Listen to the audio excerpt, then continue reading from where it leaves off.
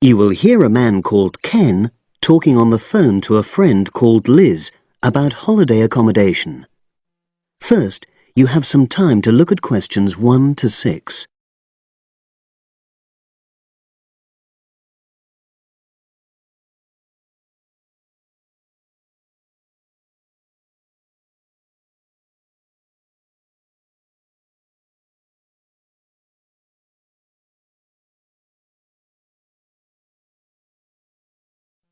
Now we shall begin. You should answer the questions as you listen because you will not hear the recording a second time. Listen carefully and answer questions 1 to 6.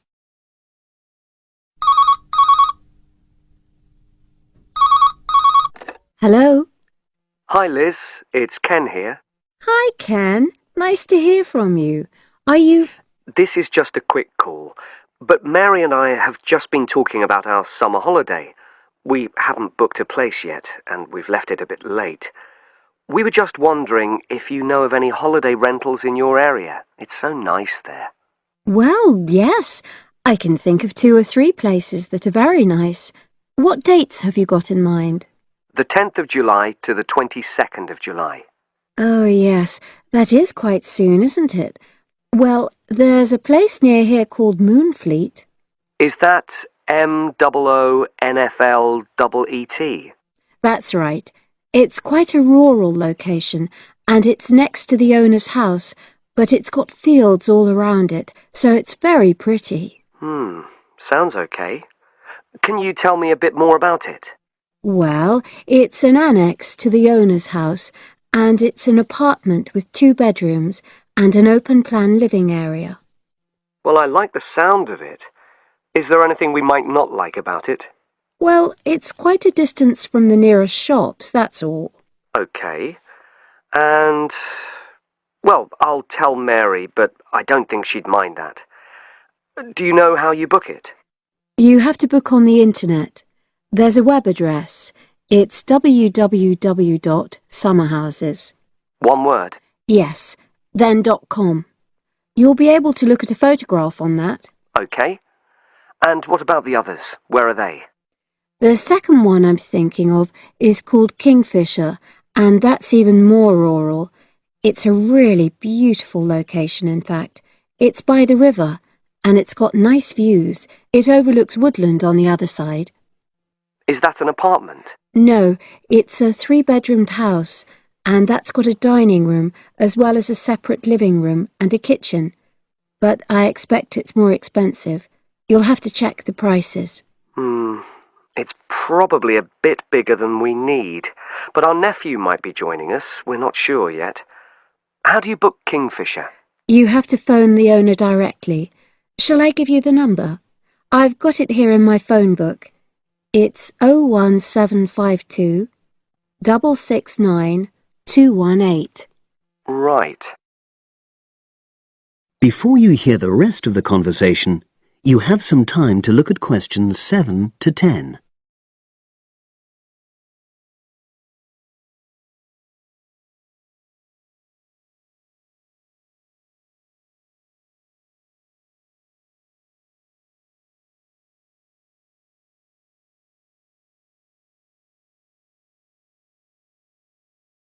Now listen and answer questions 7 to 10. And you mentioned a third place? Yes, there's a house that my sister stayed in last year. It's called Sunnybanks. Nice name. And the location of that one is rather different. It's in the centre of a village, but it's a very small and quaint place. Did your sister like it? Oh, yes. It's by the sea, so her children really loved it. What's the accommodation like? I'm not sure about the number of rooms because I haven't been in it myself, but I think she said it's quite spacious, and I know it's got its own garden. It's not very big, but it's not shared with anyone else, and it's supposed to be very pretty. Any snags? Problems? The only other thing I can think of is that there's nowhere for parking. The streets are too narrow, so you have to leave your car somewhere else and then walk to the house. It's only about 10 minutes away, but... Okay. Well, I don't think it matters personally. How do you book it? There's an agent you have to contact. I don't know his details, but I can ask my sister and let you know tomorrow. Thanks, Liz. That'd be great. I'll talk to Mary and see what she says. Thanks for your help. That's okay, Ken. I'll speak to you again tomorrow. I hope you find what you're looking for. That is the end of part 1. You now have half a minute to check your answers.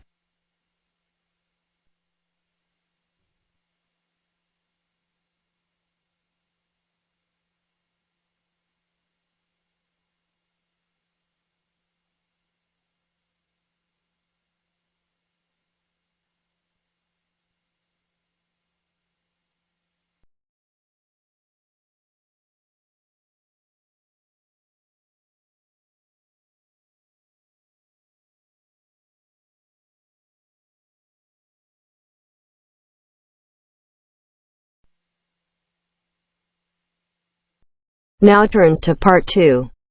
Part 2. You will hear a trainer giving a talk to people who want to learn outdoor survival skills. First, you have some time to look at questions 11 to 16.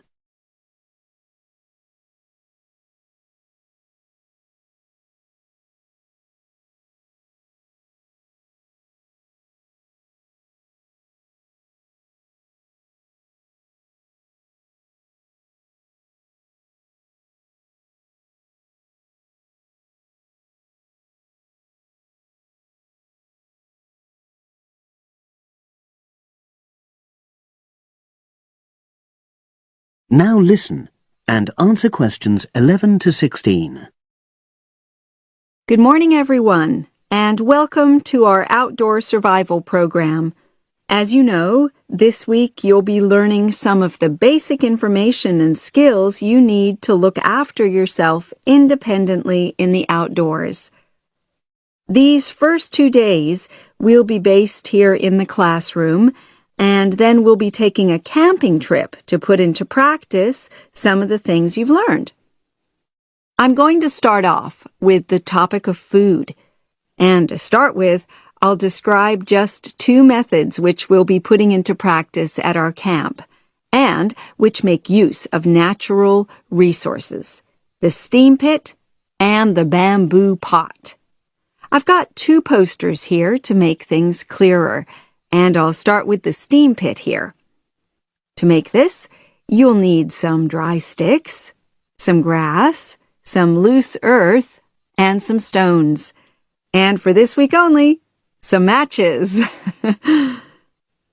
The first thing you do is to dig a shallow pit in the place you've chosen to do your cooking. Let's say about 25 centimeters deep and 30 centimeters wide. Your sticks have to be a bit wider than the pit because you have to put a line of them along the top from one end of the pit to the other. Before setting light to these, you take some large stones and arrange them on top. Then you start the fire and wait till the wooden platform burns through and the stones fall into the pit. At this point, brush away any pieces of hot ash from the stones. You can use a handful of grass and then take another stick and push it down into the center of the pit, between the stones. After that, you cover the whole pit with a thick layer of grass. And then you can put your food on it, wrapped in more pieces of grass, like parcels.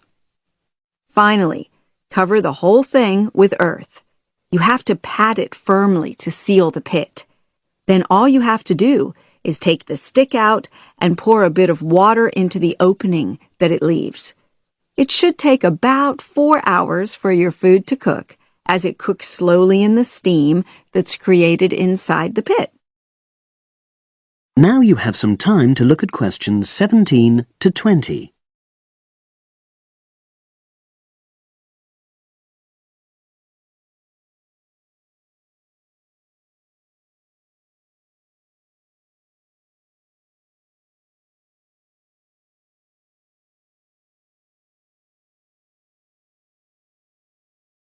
Now listen and answer questions 17 to 20. So, Simple, but effective. The other method you're going to practice this week is the bamboo oven. Now, the steam pit is ideal in certain conditions because the heat is below ground level. For example, if there's a strong wind and you're afraid a fire might spread. But when it's safe to have an open fire, you can use the bamboo oven method. You get a length of bamboo, which, as you probably know, is hollow and consists of a number of individual sections with a wall in between. You use a sharp stick to make a hole in each of the dividing walls apart from the end one. Then you lean the bamboo over a fire, with the top propped up by a forked stick and the bottom sitting on the ground. You pour enough water in the top to fill the bottom section, and then light a fire underneath that section to heat the water. Then you put your food inside the top section, and the steam coming up the bamboo through the holes you made cooks it. I'm going to move on now to food itself and talk about some of the wild plants you might cook. I'm going to begin with fungi. That's mushrooms and toadstools. I'm sure you'll be aware that some of these are edible and they're delicious, but some of them are highly poisonous.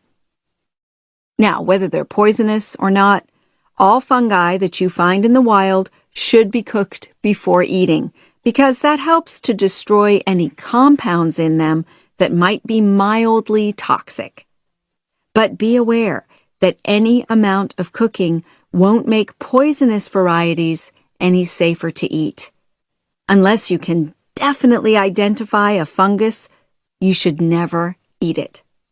It's not worth the risk. And you need to be really sure, because some fungi that are poisonous are very similar in appearance to certain edible varieties. They can easily be mistaken for each other. So, having said all that, fungi are delicious when they're freshly picked, and although they are only moderately nutritious, they do contain minerals which the body needs. I'll move on now to leafy plants, which are generally... That is the end of part 2. You now have half a minute to check your answers.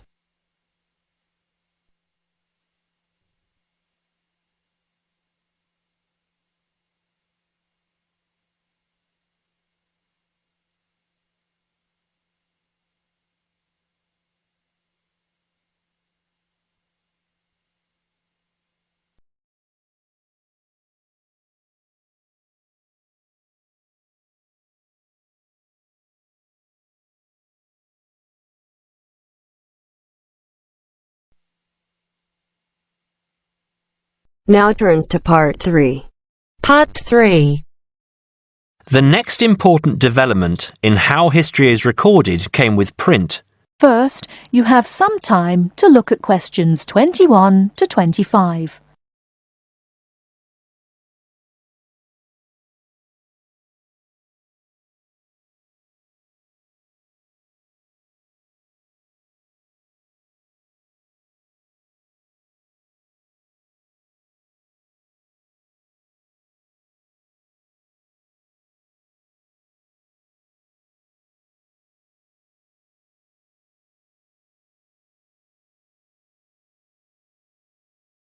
Now, listen carefully and answer questions 21 to 25. The next important development in how history is recorded came with print. In the 8th century, the Chinese invented paper and woodblock printing. Remember that up to this time, very few people could read and write, and so only a very small number of people could understand written history. Suddenly, many books appeared, and many more people learnt to read. In the 14th century, the first printing press was invented in Germany. This reduced how long it took to produce books. The new printing technique quickly spread to other parts of the world. More books appeared, and even more people learnt to read. The first printed newspaper appeared in 1605, and the first daily newspaper in 1702. Now, people could read news stories soon after the event happened, and every event was recorded and stored. The problem with newspaper history is that newspaper reporters could tell the stories they wanted to tell, and not necessarily the truth. Photography was the next important development. We generally agree that photography was born in 1839. Some of the earliest photographs that the public saw were images of the American Civil War. Before you hear the rest of the talk, you have some time to look at questions 26 to 30.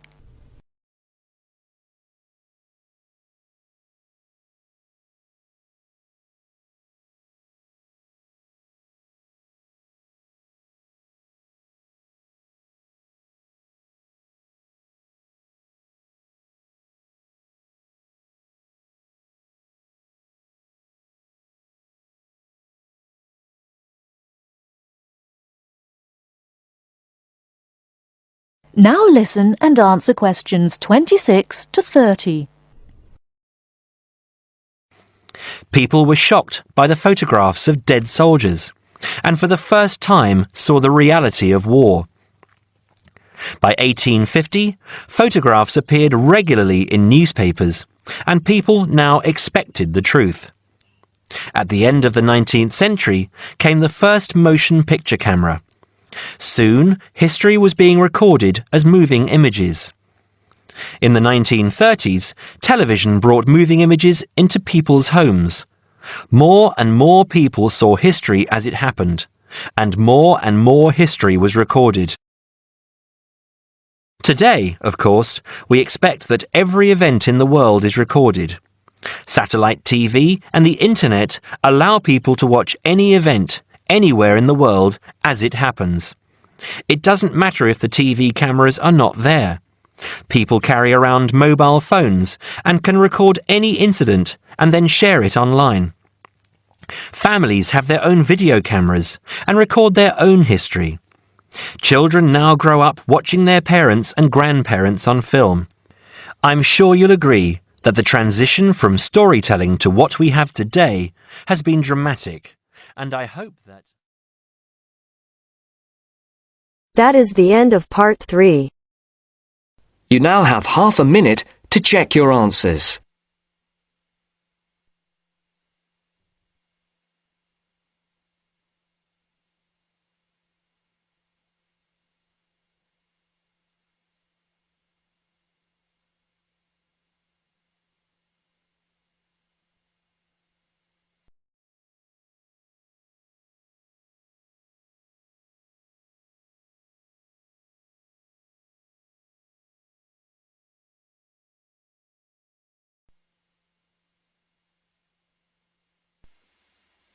Now turns to part 4. Part 4. This is Jane Frost with this morning's edition of Wake Up with Frost. First, you have some time to look at questions 31 to 40.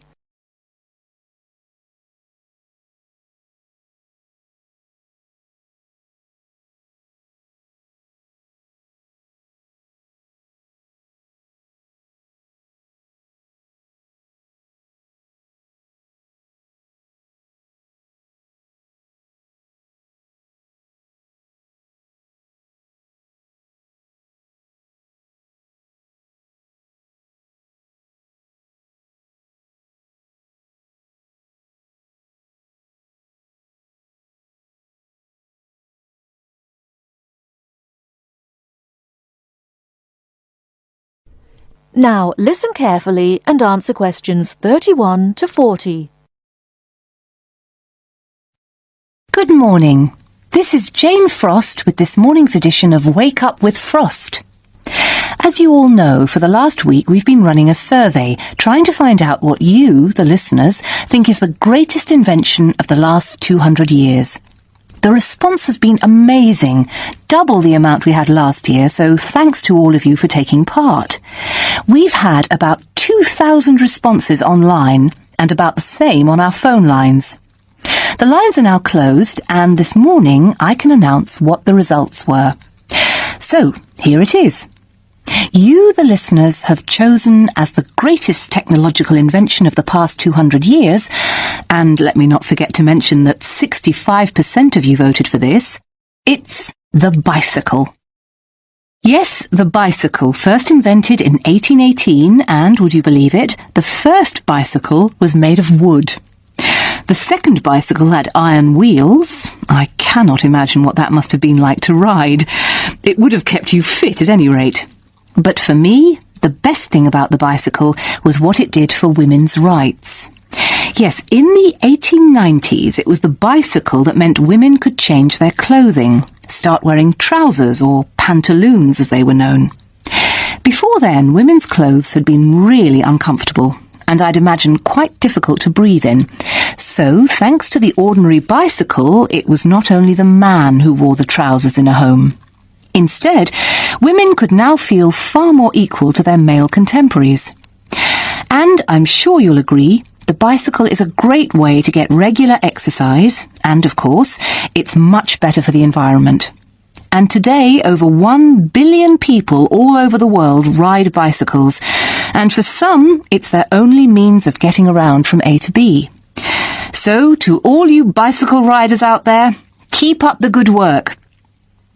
Coming in a close second with 42% is the computer. I found out something interesting about the computer, which is that really, this word first meant someone who did mathematical calculations. Of course, today, with the development of the personal computer, computers are being used for everything from home use to business and even digital photography. I don't know about you, but I can't imagine life without a computer now. I guess closely related to the computer is the internet, and this got 12% of your votes. Maybe, like myself, many of you might think of the internet as being the World Wide Web, but actually the web is only one part of the internet. The internet began as part of the United States military network, but it later began to be used by businesses and academic institutions.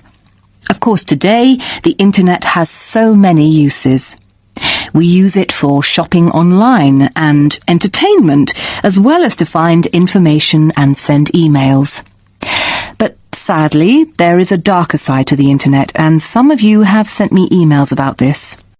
Finally, with 5% of your votes, is the radio. We think the radio was invented by Marconi in 1896, and he opened his first radio or wireless factory in the United Kingdom in 1898. In 1906, a man called Reginald Fessenden gave the first radio broadcast from Massachusetts. Ships could hear him at sea, and apparently he played the violin. As yet, listeners, I've spared you from having to listen to my guitar playing. But certainly radio is still important. Let's not forget that it was by radio that the Titanic sent signals to other ships. And with the popularity of TV today, I was secretly pleased so many of you had still placed importance on the radio. So, there you have it, the results of our survey. I think there are still important inventions that were not chosen but deserve a mention. Nuclear power and, of course, communications satellite, something which I am certain will continue to change the face of how we communicate with each other over both long and short distances. In fact, for me, the mobile phone is one of the greatest inventions of the last 200 years, if I think back to my first phone and then I look at what is happening now. Children born today will probably be more likely to have their first experience of the internet on a mobile phone screen rather than a computer monitor. Some of the new mobiles that are now being sold make it just as easy and as quick to find information on the web as on a computer. And let's not forget that mobiles now have digital cameras, word processing facilities, so you can type all your documents, and even personal organisers. I think it's quite possible that the mobile may even replace computers one day. That is the end of part 4.